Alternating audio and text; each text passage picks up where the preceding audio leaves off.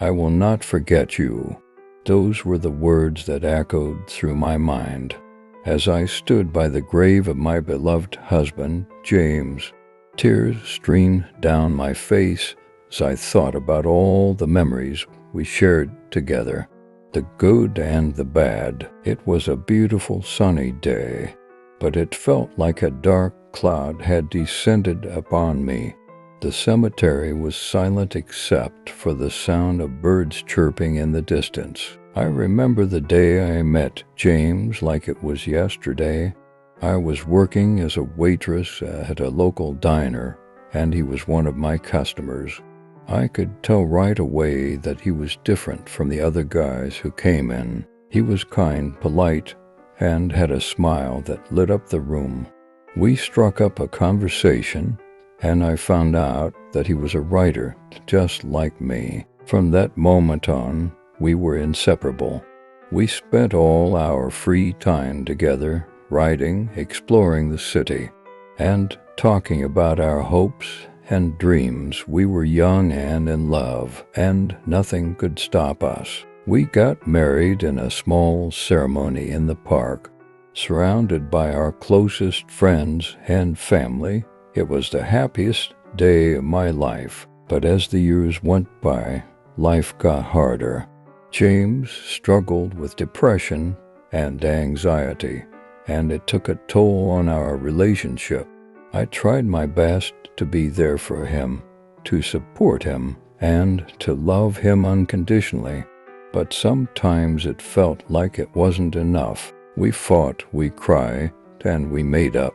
It was a roller coaster of emotions, but we never gave up on each other. Then one day, James got sick. It started with a cough, but it quickly turned into something more serious. He was diagnosed with cancer, and our world was turned upside down. We tried everything we could to fight it, but in the end, it was too late. He passed away in his sleep, surrounded by his family and me. The weeks and months that followed were a blur. I felt like I was living in a nightmare, unable to wake up. The pain was too much to bear, and I thought I would never be able to move on. But slowly I started to find a new normal. I went back to writing, I spent time with my friends, and I even started dating again. But no matter how much time passed, I could never forget James. It was the little things that reminded me of him. The way the light would hit the trees in the park, the smell of his favorite cologne, the sound of his laughter. Everywhere I went, I felt like he was there with me, watching over me. I missed him more than anything, and I couldn't help but feel like a part of me had died with him. And then, one day, something amazing happened. I found out that I was pregnant. It was a surprise, but a welcome one. I knew that James would have been overjoyed to become a father, and I felt like a piece of him was still with me. The pregnancy was hard, and I had to face it without him by my side, but I knew that he was watching over us. When the day finally came, I gave birth to a beautiful baby girl. I named her Jamie after her father, holding her in my arms. I felt a sense of peace that I hadn't felt since James had passed away. I knew that he would always be with us, and that he would be proud of the family we had created. Years went by, and Jamie grew up to be a bright, loving, and creative young woman. Just like her father, we talked about him often, and I shared all the stories I could remember with her.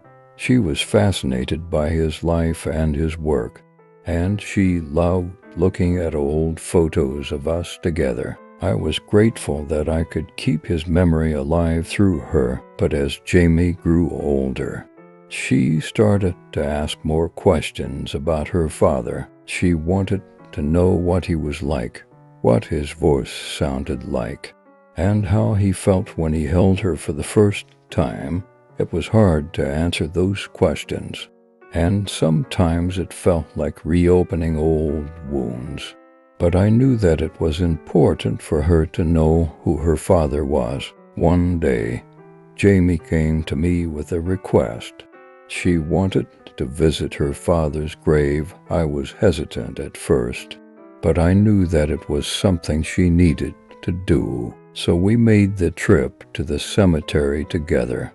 And as we stood by his grave, Jamie told him all about her life, her dreams, and her hopes for the future.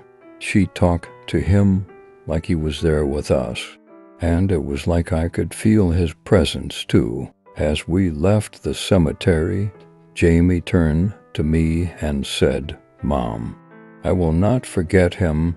Her words echoed through my mind, and I knew that she was right.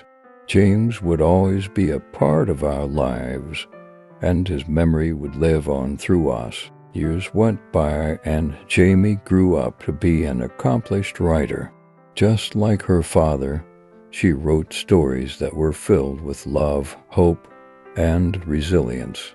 And I knew that James would have been proud of her. I was proud of her too, and grateful that I had been able to watch her grow into the woman she had become. But even as time passed, I never forgot James. I still thought about him every day, and I still missed him like crazy. Sometimes it felt like the pain would never go away, but I knew that he was always with me in the memories we shared, the love we had, and the legacy we had created.